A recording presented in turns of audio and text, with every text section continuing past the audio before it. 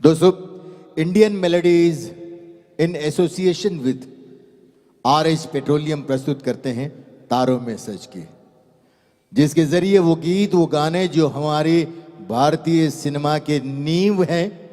कहते हैं कि इमारत कितनी ही ऊंची क्यों न हो जाए, लेकिन जब तक उसकी नींव मजबूत ना हो ना, इमारत की जिंदगी लंबी नहीं होती। आज हम 21st सेंचुरी में भारतीय सिनेमा के जितने भी गाने सुन रहे हैं, वो सारे के सारे म्यूजिशियंस, वो सारे के सारे सिंगर्स जिनसे इंस्पायर हैं, जिनसे प्रभावित हैं, जिनको अपना आराध्य मानते हैं, जिनको अपना आइडियल मानते हैं, उनकी आवाज़ों का नजराना इस कार्यक्रम के द्वारा हम आपके लिए पेश करने वाले हैं। सबसे पहले रफ़ी साहब का वो गीत जो एक कहानी है, एक मोहब्बत की, और मोहब्बत है हसरत जयपुरी की। गीतकार हसरत जयपुरी शंकर जयकिशन जी के ज्यादातर गीत वही लिखा करते थे, शैलेंद्र और हसरत जयपुरी। एक फिल्म की कहानी पर काम चल रहा था। राज कपूर की बगल में हसरत जयपुरी बैठे हुए थे।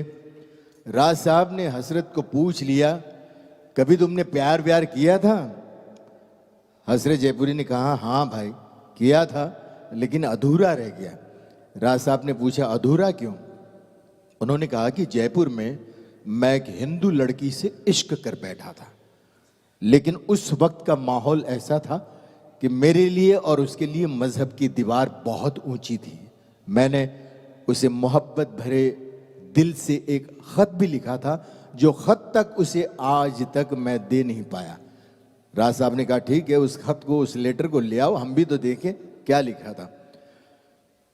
हसरत जयपुरी वो लेटर लेके राज साहब के पास गए। राज साहब ने उस खत को पढ़ा और कहा कि मियाँ, आप तो अपने प्यार का इजहार नहीं कर पाए, लेकिन आपके इस प्यार को हम सारी दुनिया तक पहुंचाएंगे।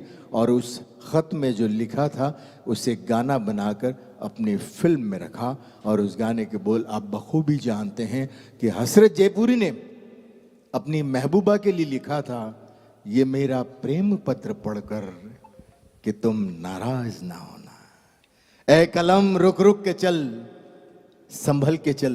बड़ा खूबसूरत मकाम आया है, कागज पे लिखने को अब मेरे महबूब का नाम आया।